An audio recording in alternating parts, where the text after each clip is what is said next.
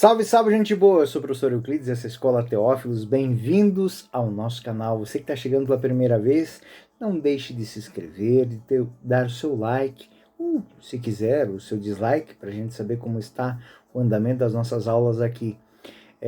Muito obrigado a todos os nossos colaboradores, patrocinadores que fazem de maneira formal, de maneira anônima, doação ao nosso canal.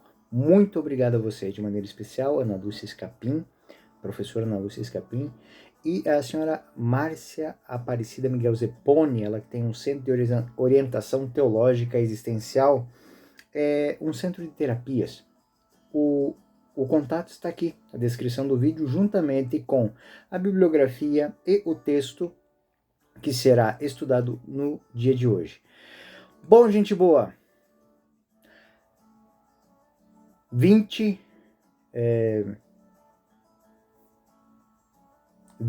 horas, 24 horas já de estudo. Foram 20 e tantas semanas estudando o Evangelho de São João. É um dia dedicado. Então, se a gente fosse juntar todos os momentos que fizemos aqui, eu não fiz a conta, estou falando um pouco por cima, é como se nós tivéssemos nos sentado ontem às 0 hora e estivéssemos nos levantando hoje, quase já 23 horas e alguns minutos que eu estou gravando esse vídeo. Então, como se tivéssemos ficado um dia inteiro estudando o Evangelho de São João. Claro, não é um estudo aprofundado, mas é o estudo de todas as bases que os senhores e as senhoras vão precisar para fazer um estudo de uma qualidade muito boa. A bibliografia está aqui embaixo. E nosso último tema é a última parte do prólogo de São João. A terceira lição é a lição de hoje. Nós vamos estudar João, capítulo 1, do versículo 15 ao versículo 18.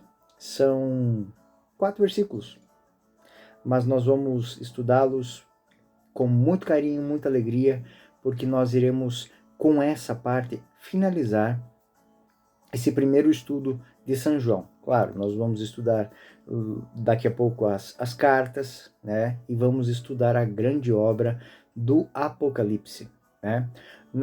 Na sequência desse estudo que nós estamos fazendo agora, nós temos o estudo dos Atos dos Apóstolos, né?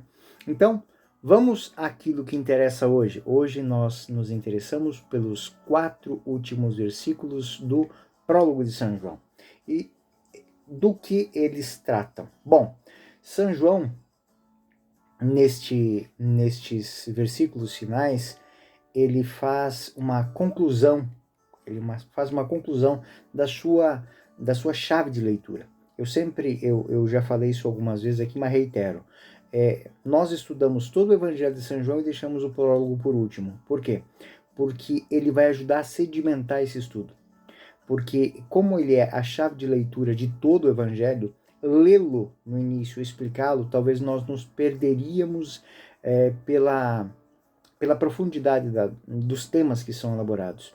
Nós fizemos todo o estudo de São João e vou revelar para vocês agora.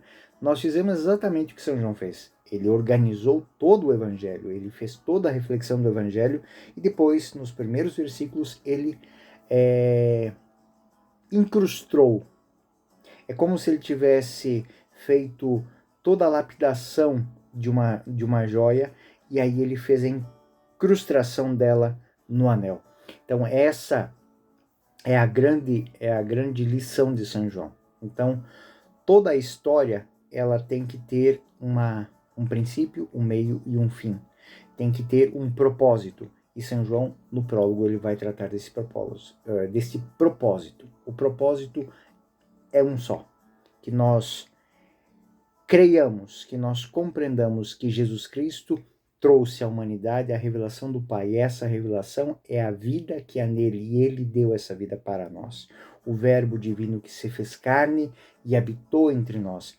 O fazer-se carne é mais do que tomar uma forma. fazer-se carne é partilhar com a humanidade toda a graça que estava contida no Logos, na palavra, na sabedoria, na revelação. A mesma palavra que tem o poder, o mesmo Logos que tem o poder de criar tudo do nada, tem a capacidade de recriar a humanidade a partir ferida pelo pecado, restaurando com Deus a intimidade. Então, essa é a grande dinâmica do prólogo e nós vamos finalizar com este estudo de hoje. O prólogo segue aquela ordenação dos movimentos, o primeiro, o segundo e o terceiro e o quarto movimento. O primeiro movimento, então, ele se dá no versículo 15. João dá testemunho dele, exclama, a palavra mais adequada aqui seria grita, eis o homem, aquele de quem eu disse que vem depois de mim, é maior do que eu, porque existia antes de mim. O segundo movimento é a resposta e a aceitação do dom que é trazido por este homem Deus. Todos nós recebemos da sua plenitude graça sobre graça, graça abundante. Ou numa versão mais literal, graça no lugar de graça. Ou seja, existe uma graça antes e agora existe uma graça. A graça original e agora a graça redentora. O terceiro movimento é o vértice de todo o prólogo, pois a lei foi dada por Moisés. A graça e a verdade é uma entidade aqui. Vieram por Jesus Cristo. Ninguém jamais viu Deus. O Filho único, ou unigênito, que está no seio do Pai, foi quem o revelou. Uma tradução mais literal, os versículos 17 e 18 poderiam ser traduzidos dessa maneira, né? Menos poético e mais literal. Porque a lei foi dada através de Moisés. A graça e a verdade vieram através de Jesus Cristo. Versículo 18. Ninguém nunca viu Deus. O Filho gerado, só gerado, que está voltado para o seio do Pai, ele nolo revelou. Então, nós vamos começar com este versículo 15, que é o primeiro movimento, é o testemunho de João Batista, e retoma o início, ou seja, a manifestação histórica de João Batista, que enfatiza, sobretudo, o valor permanente do testemunho a Cristo. Isso vai repercutir também durante todo o Evangelho, onde em momento alguém dá testemunho. Alguém o reconhece e dá testemunho dele. Primeiro foram os apóstolos, depois foram os pecadores, depois foram alguns dos sábios e, por fim, a humanidade. Por fim, a humanidade naquela pessoa do centurião que diz, este homem é inocente. E o testemunho que é colocado, o rei dos judeus. Né? Então, o mais importante desse segundo movimento é a aceitação do dom. Aquele dom que foi proposto pelo Batista é aceito. É aceito. É aceito pela humanidade. Todos recebemos da sua plenitude. Todos. Em grego, essa palavra, ela vem de uma esfera divina, ou seja, o pléroma, presente no pensamento de João, ou seja, é uma graça, é uma verdade, é um dom que é depositado nas mãos da humanidade. Na verdade, São João diz anteriormente, né, que o Logos, o Verbo feito carne, está cheio, pleno da graça, e agora ele transfere esse ser pleno à humanidade. Em outras palavras, nós podemos dizer que esses versículos iniciais, eles dizem isso para nós, dizem isso para as primeiras comunidades. Essa é a chave de leitura. Do homem Jesus, dotado da plenitude da verdade, do homem Jesus, que tem em si mesmo totalmente a revelação definitiva da graça que está nele, todos nós recebemos.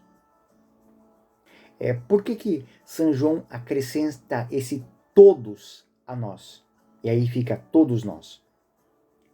já parece que está implícito no versículo 14, né? É que ele coloca um aditivo, né? O verbo se fez carne e habitou entre nós. E vimos sua glória.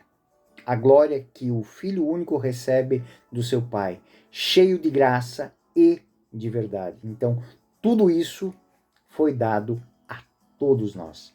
Então, o nós, ele está relacionado, no primeiro momento, com os apóstolos. Né? Mas agora, com a adição do todos nós, ou seja, nós, os apóstolos, mas todos nós, aí leva para uma esfera universal. Então essas palavras, elas são muito específicas, muito importantes para a teologia de São João. Se tivesse sido nós apenas, nós que testemunhamos, nós os apóstolos, mas quando ele coloca nesse sentido todos, ele expande isso a todos os que creem. Todos nós cristãos recebemos a plenitude da revelação definitiva por meio de Jesus. Só alguns viram Jesus em sua vida terrena. Apenas alguns tocaram a sua carne, os apóstolos, os discípulos. Mas todos os discípulos que creram receberam a graça. Essa é a grande beleza, que uma palavra faz toda a diferença em São João. E antes de introduzir o objeto recebido, ele insere aquela partícula que eu já citei aqui, o e. Porque ela tem um papel de uma adição exegética. Ele vai mostrar que tudo aquilo foi dado a todos. Então, de sua plenitude, todos nós recebemos. Isso, mais isso, isso, mais isso, isso, mais isso, foi dado a todos nós. Então, a partícula E introduz uma doação total, que vai chegar ao cari ante caritos, que é literalmente graça contra graça. Então, a graça antiga sobreposta por uma graça nova.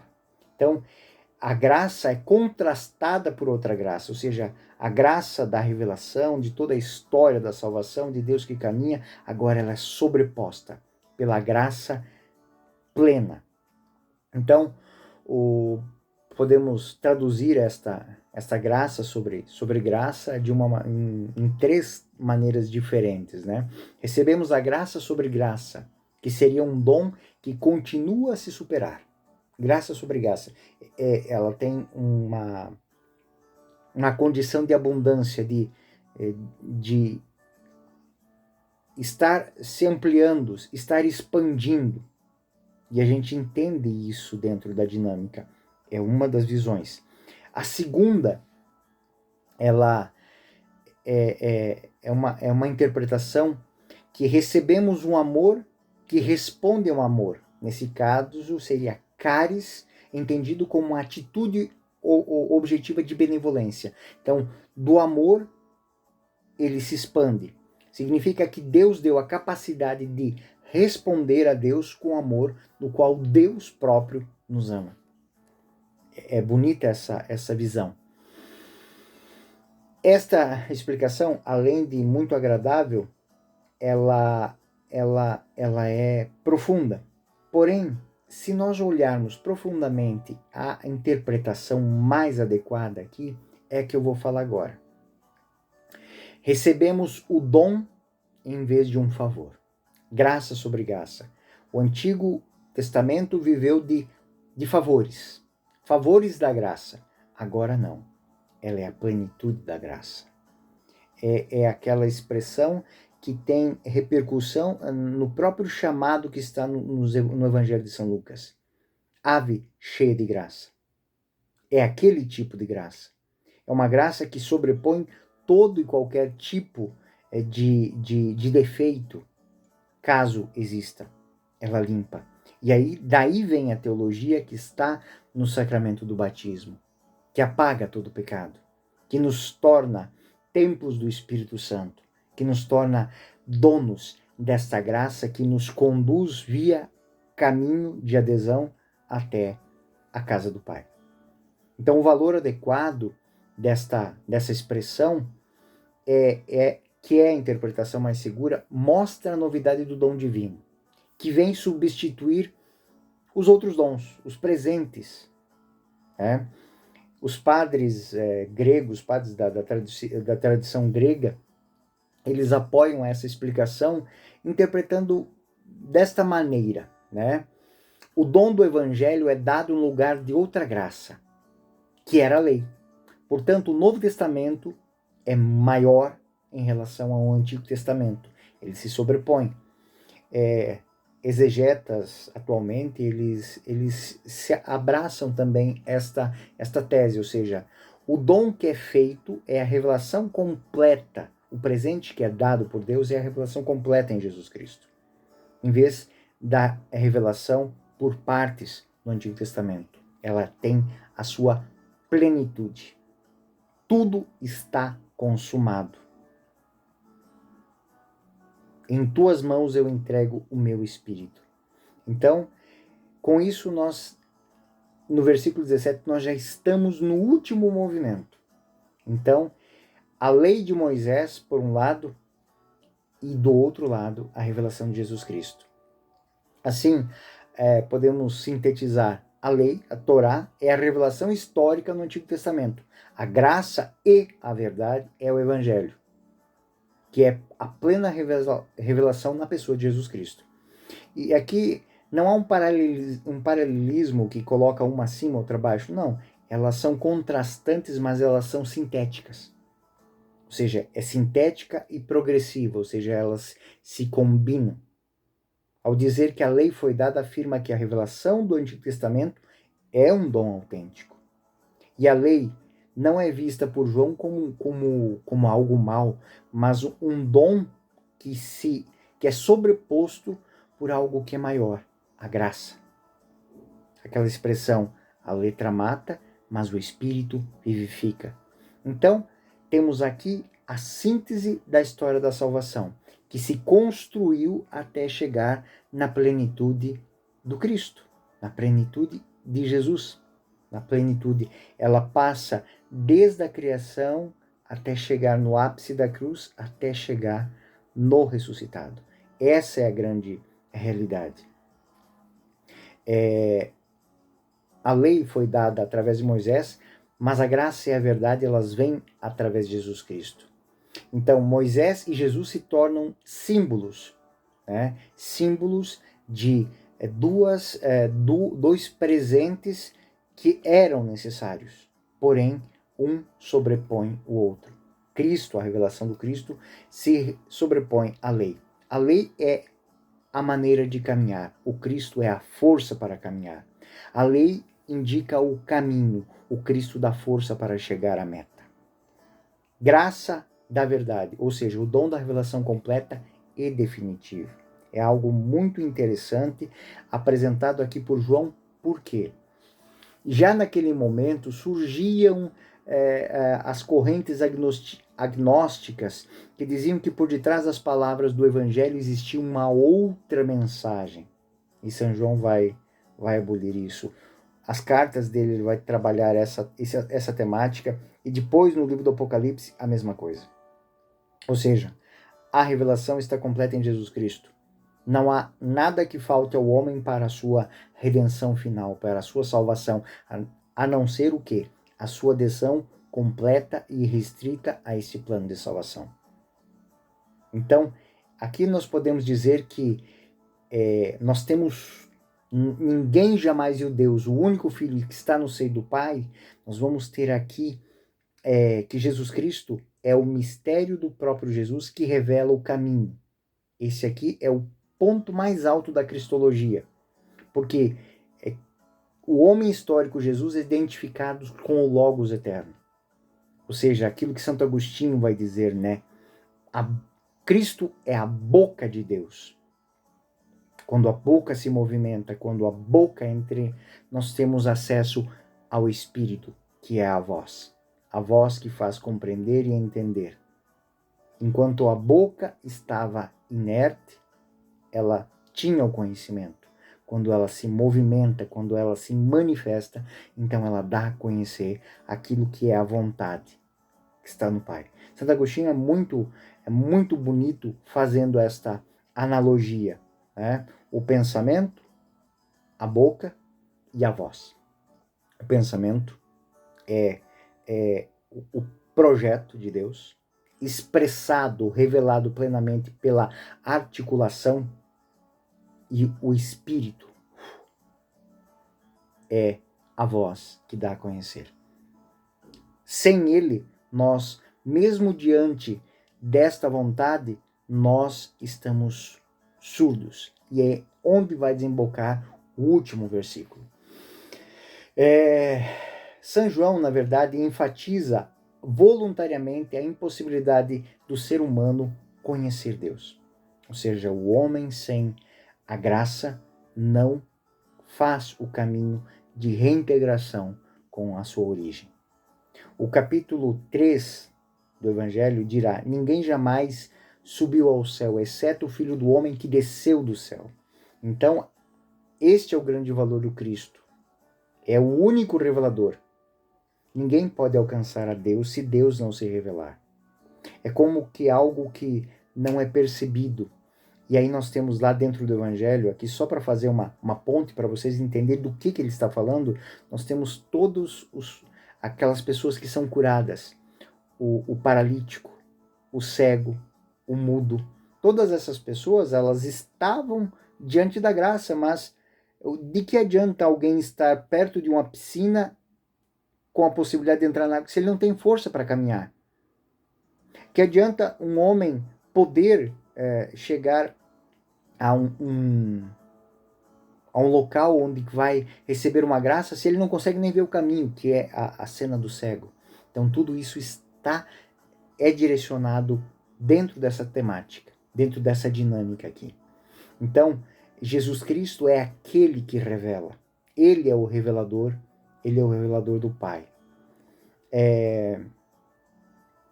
Embora seja encontrado dentro do grego clássico, do grego koiné, o conceito de oráculo, ou seja, alguém que fala, não é desse tipo de relação, de revelação que São João fala aqui. João retira esse conceito de revelação dos escritos de sabedoria do Antigo Testamento, onde se diz que a sabedoria explicou aos homens o mistério de Deus. Então, o objeto é compreender que ele, no versículo 18, quando se fala ele, Jesus Cristo, é a revelação. Cada palavra, cada atitude, cada silêncio, cada ação do Cristo revela o Pai. Então, esse Logos, ele não somente revela, mas ele manifesta. Ele torna presente Deus. Ele não revela sabedoria, mas ele é a própria revelação da sabedoria. Ele não é algo que contém uma mensagem. Ele é a mensagem. O Verbo divino se fez carne e habitou entre nós. Qual é a mensagem? Que Deus quer habitar entre nós. E aí, isso repercute na nossa liturgia. Eu venho repetindo isso aqui desde o início do estudo de São João. O Senhor esteja convosco. Ele está no meio de nós. Corações ao alto. O nosso coração está em Deus. Demos glória ao Senhor nosso Deus. É o nosso dever e a nossa salvação. É a síntese do prólogo, é a síntese dos evangelhos. Está tudo aqui, dentro dessa dinâmica apresentada por São João desta maneira. Então, esse grande prólogo introdutório em São João diz que Jesus Cristo é o revelador do Pai. E com isso ele apresenta o Evangelho. Então, São João, ele vai fazer essa introdução e depois ele apresenta todo o Evangelho. Começando pelo versículo 19. Jesus Cristo é, de fato, o revelador. Então, o evangelista apresentou a sua experiência depois de ter dado a chave para interpretar essa experiência. Do versículo 1 ao versículo 18, São João traça as perguntas, traça as chaves de resposta e traça... É como se ele entregasse uma lupa para que nós pudéssemos ler com maior atenção, com maior clareza cada palavra da grande reflexão evangélica do quarto evangelho. Então, o que ele usa para isso? Toda a experiência de apóstolo dele, que não foi importante só para as primeiras comunidades, mas foi importante para a própria fé dele. Em alguns momentos, ele se coloca diante dessa realidade, de perceber que aquilo que estava acontecendo naquele momento, que estava sendo testemunhado por ele, queria dizer muito mais. Queria apontar para algo muito maior. Isso foi importante para a sua fé. O seu testemunho é fundamental para a nossa fé, para a fé das primeiras comunidades, para toda a história da nossa fé. Então, é por isso que o apóstolo evangelista São João, ele escreve no final do capítulo 20, lá nos finalmente do seu evangelho, muitos outros sinais que Jesus Cristo fez na presença de seus discípulos, mas não foram escritos nesse livro. Eles foram escritos para que você, eu e você, que estamos aqui agora, possamos acreditar que Jesus é o Cristo, é o Filho de Deus, e que acreditando possam ter vida em seu nome. Essa é a grande chave. O prólogo é uma chave para entrar num ambiente onde que nós, para abrir um cofre, e dentro desse cofre existe um tesouro, um grande tesouro de conhecimento. Não somente de conhecimento teológico, histórico, não. É a chave de um encontro com Deus. É não simplesmente encontrar escritos, mas encontrar Deus falando. Eu não estou mais lendo algo que me ensina regras. Eu estou vendo a vivência de uma nova lei, a lei do amor. Então, o evangelista São João pensou nisso, depois de toda a sua vida, de toda a sua caminhada, e ele colocou como grande portal, podemos chamar assim, portal,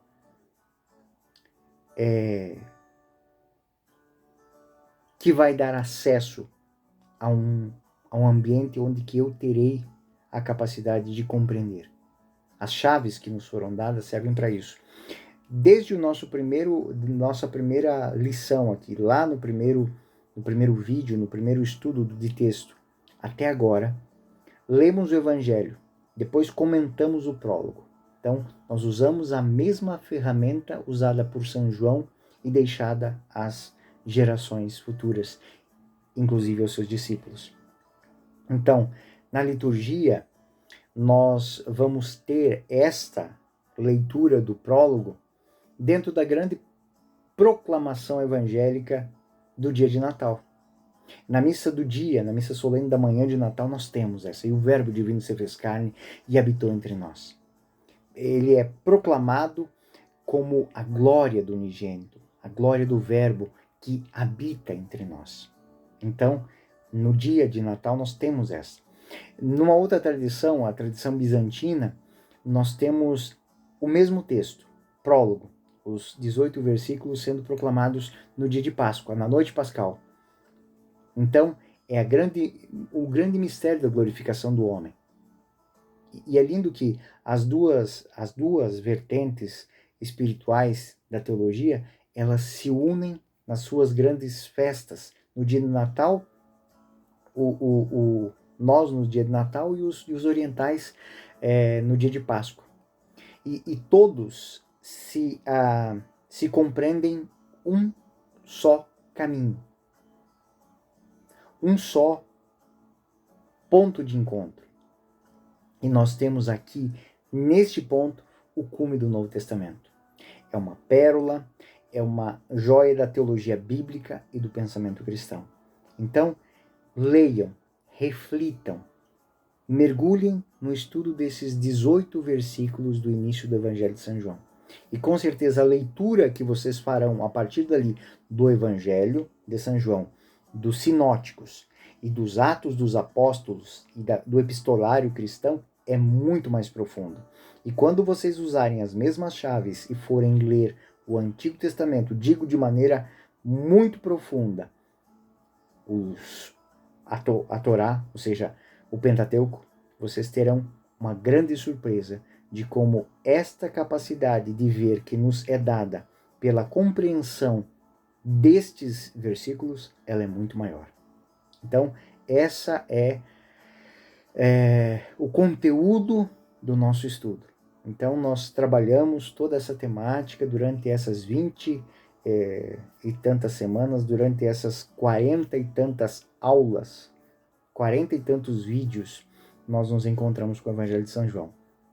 Então, Jesus, a síntese final disso, São João quer nos comunicar nos seus escritos esta grande ideia fundamental.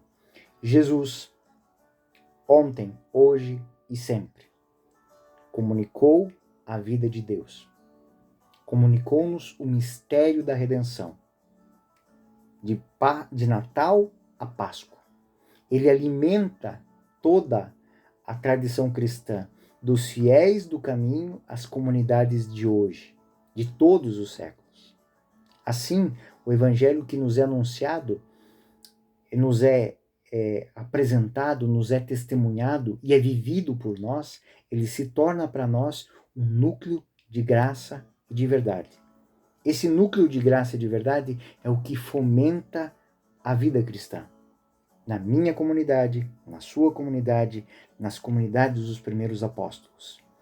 E nós vamos, já na próxima aula, estudar essa grande riqueza, a repercussão da palavra de Deus naquelas comunidades. Nós vamos estudar nos Atos dos Apóstolos, no epistolário católico, toda essa graça e verdade se tornando comunidade, se tornando vida, se tornando evangelho, se tornando querigma, catequese e koinonia. Gente boa? Na próxima aula nós teremos a teologia dos Atos dos Apóstolos e estudaremos a reflexão sobre a obra, mais uma das obras do evangelista São Lucas. Muito obrigado por ter caminhado comigo durante essas 40 e tantos vídeos, né? Durante essas 20 e tantas semanas. Muito obrigado. Muito obrigado do fundo do meu coração a todos aqueles que nos patrocinam no canal e confio em vocês. Sigamos com fé, esperança e caridade. O Senhor esteja convosco e permaneça no meio de nós. Eu sou o professor Euclides, essa é a Escola Teófilos. Até o próximo vídeo. Fiquem com Deus. Amém.